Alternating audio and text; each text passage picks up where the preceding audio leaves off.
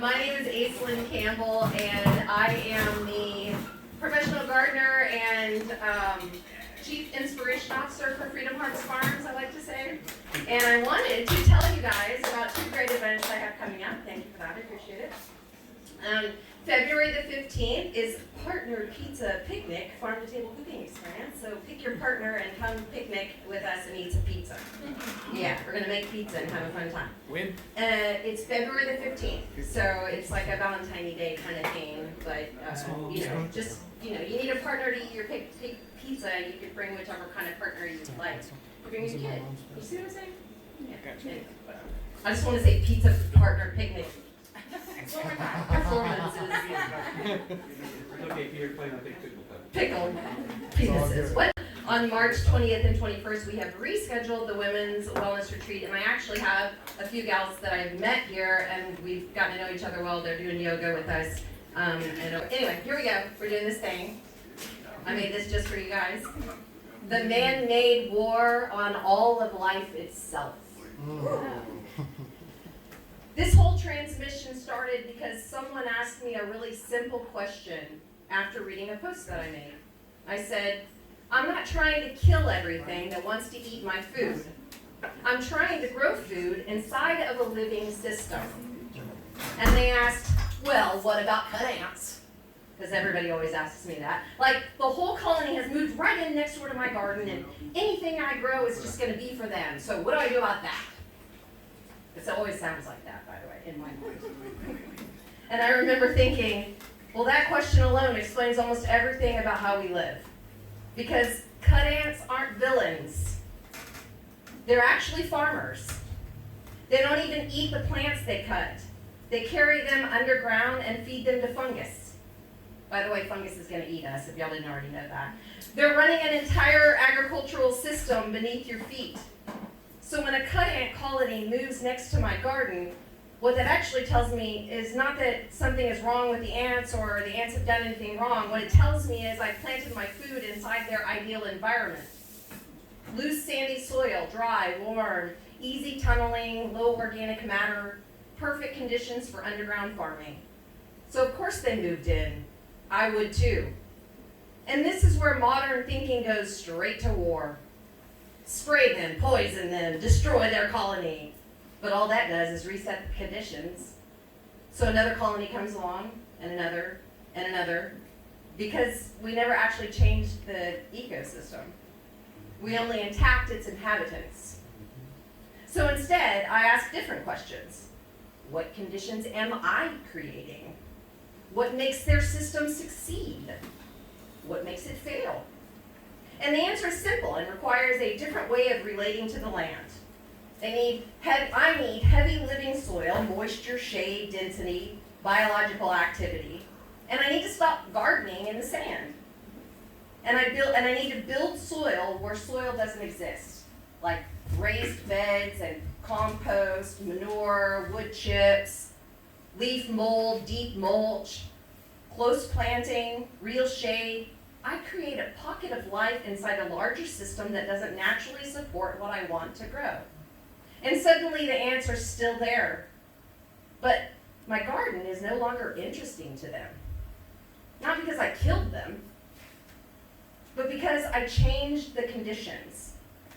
And standing there, thinking about that, is when I realized this isn't a pest story, this is a cultural story.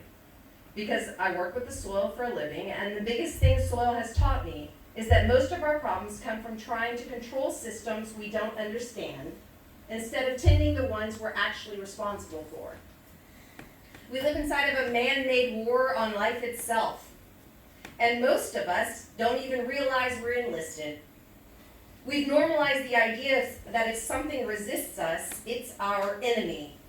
If something doesn't behave the way we want, it should be corrected or canceled, managed, eliminated. We treat land this way. We treat ecosystems this way. We treat insects this way. We treat each other this way. We even treat our own nervous system this way.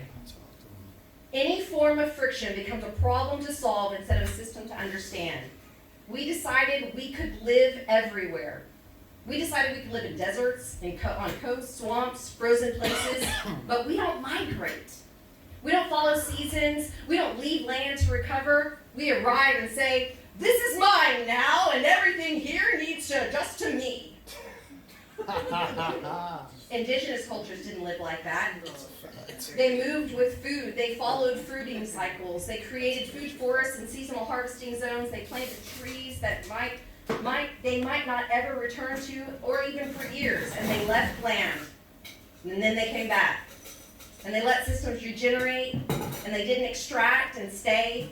They participated and moved.